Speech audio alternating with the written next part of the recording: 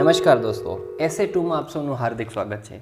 દોસ્તો, આજે એસે 2ના એવા સરસ મજાના મોસ્ટ ઇમ્પોર્ટન્ટ એક્ઝામ્પલ અને થિયરી તમારી સાથે શેર કરવાનો છું, જે તમે પ્રિપેર કરી જશો તો જીટીયુ એક્ઝામની અંદર ખૂબ સારા માર્ક્સ તમે પ્રાપ્ત કરી શકશો। તો એવા સરસ મજાના આઈએમપી તમારી સાથે શેર કરવા માટે જઈ રહ્યો છું। તો ચેપ્ટર વાઇઝ આપણે આઈએમપી સમજી લઈએ અને તમે ટિક પણ કરતા જજો દોસ્તો, એના ઉપર જ તમારે ફોકસ કરવાનું છે।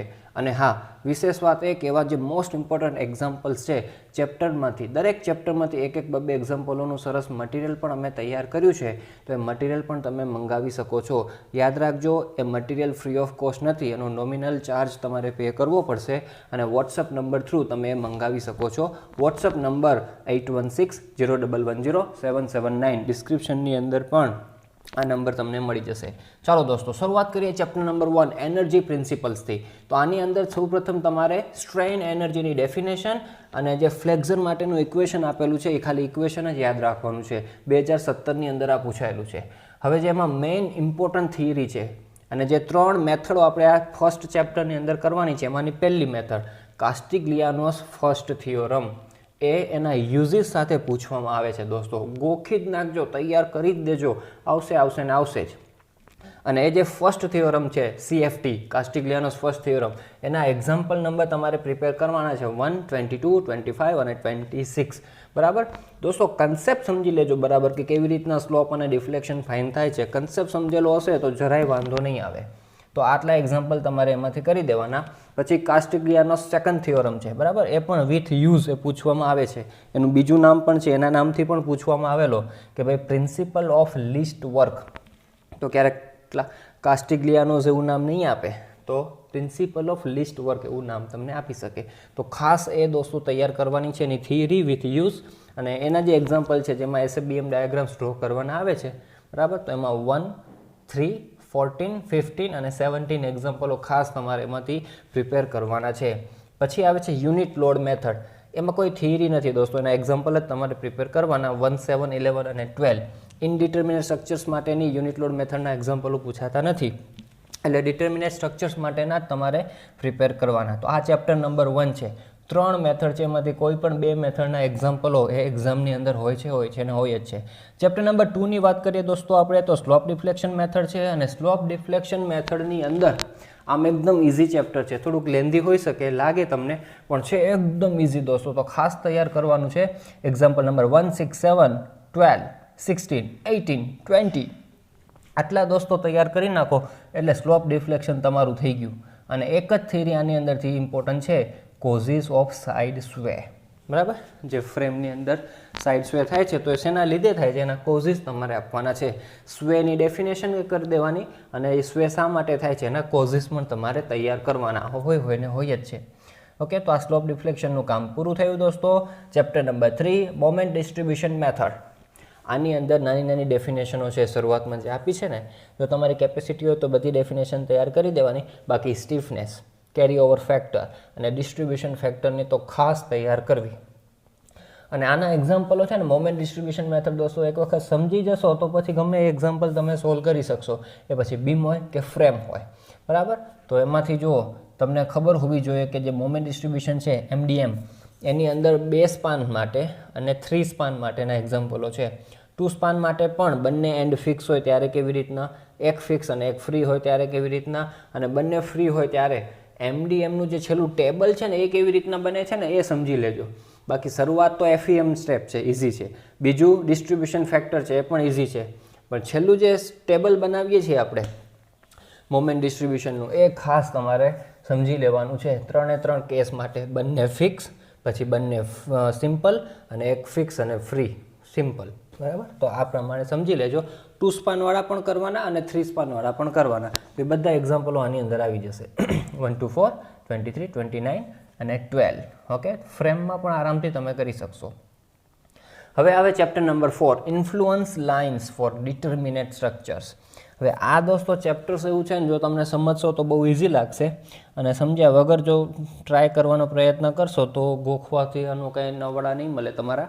તો દોસ્તો સમજીને વ્યવસ્થિત તૈયાર કરવાનું છે। હવે ઘણી વખત એવું જોવા મળ્યું છે કે ટેક્સ્ટ બુકની અંદર જે કંઈ મેથડ્સથી સોલ્વ કરેલા છે ને એ વ્યવસ્થિત નથી, અને જે પ્રેઝન્ટેશન આપેલું છે ટેક્સ્ટબુકની અંદર, એ પણ વ્યવસ્થિત નથી. એકદમ ઇઝીલી જો તમને કોઈ સમજાવવાવાળો મળી જશે તો આરામથી તમે આને સમજી શકશો. હવે બરાબર, તો આની અંદર જુઓ ડેફિનેશનમાં કરવાનું છે આઈએલડી, આઈડીએલ નહીં આવે દોસ્તો, આઈએલડી આવશે, ઇન્ફ્લુઅન્સ લાઇન ડાયાગ્રામ. એમાં ડેફિનેશન કરો અને એનું ઇમ્પોર્ટન્સ, બરાબર, આઈએમપી છે, પૂછાય જ છે દોસ્તો.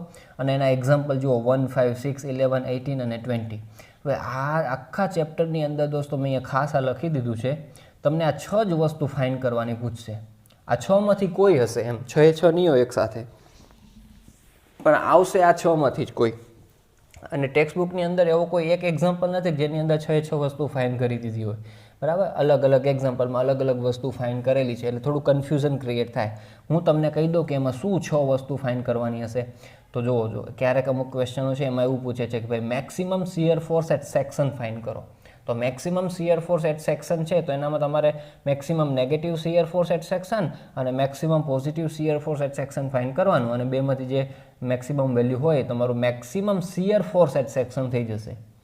પછી આ સેપરેટ પૂછે છે, 3rd નંબરનું જે છે maximum shear force in beam અથવા તો ગર્ડર શબ્દ યુઝ કરે છે. તો maximum shear force in beam કે ગર્ડર ફાઇન કરવું હોય તો એમાં આરએ માટેનો આઈએલડી અને આરબી માટેનો આઈએલડી ડ્રો કરવામાં આવે, અને એમાંથી બેમાંથી જે મોટી વેલ્યુ આવશે કેલ્ક્યુલેશનમાં એ તમારું maximum shear force in beam થશે. હવે જો આ પહેલું, બીજું અને ત્રીજું આ 3 છે ને શિયર ફોર્સ માટેના છે, 4, 5 અને 6 એ બેન્ડિંગ મોમેન્ટ માટેના છે.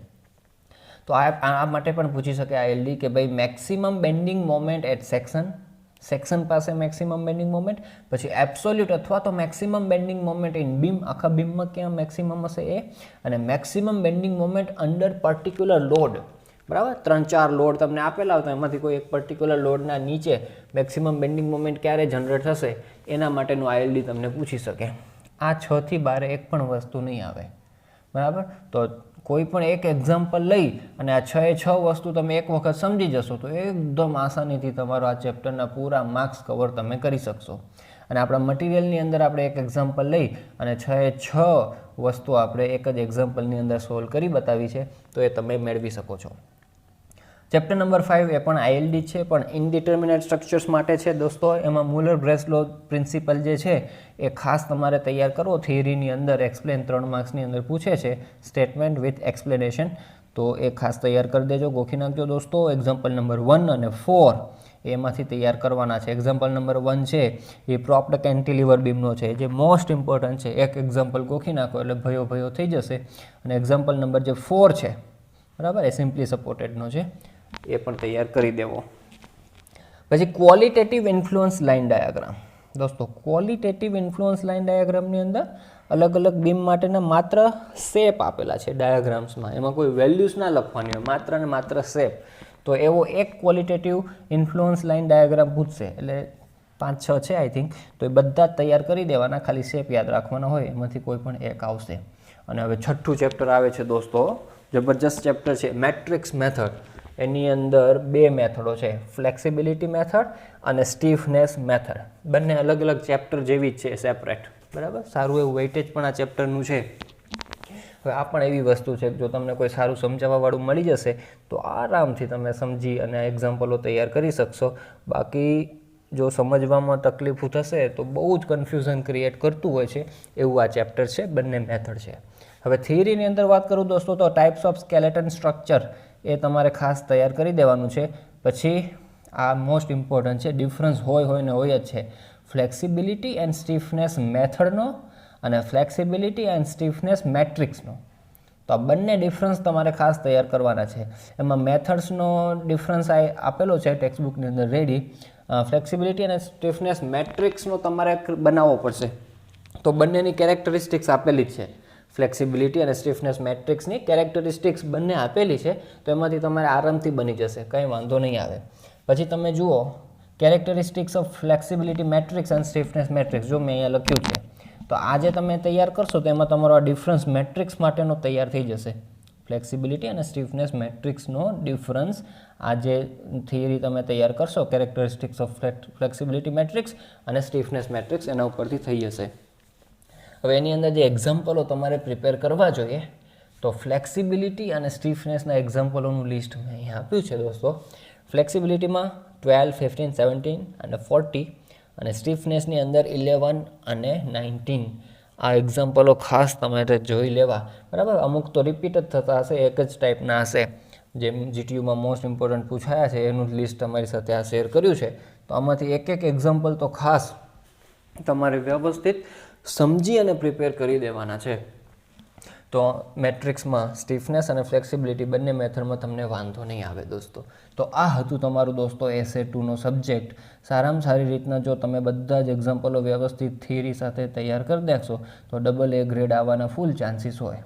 લખવાની સ્પીડ તમારે વ્યવસ્થિત રાખવી પડશે, બરાબર. કારણ કે ઘણી વખત તમને આવડતું હશે પણ પેપર થોડુંક લેન્ધી હોય છે, કેલ્ક્યુલેશન વધારે છે, તો પેપર લોકોનું અધૂરું રહી જતું હોય છે.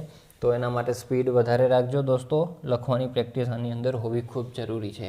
મટીરિયલની દોસ્તો ફરીથી વાત કરી દઉં, જેમને જોઈતું હોય તેઓ મંગાવી શકે છે. એક એક એક્ઝામ્પલ બધાના ગણેલા છે. એ એક્ઝામ્પલો તમે વ્યવસ્થિત તૈયાર કરી દેશો તો પણ તમને જરાય વાંધો નહીં આવે. તો એ મટીરિયલ માટે વોટ્સઅપ નંબર ડિસ્ક્રિપ્શનમાં આપેલો છે, એનો સંપર્ક કરી અને મંગાવી શકો છો. Okay, all the best for your examination. Thank you so much for watching this video.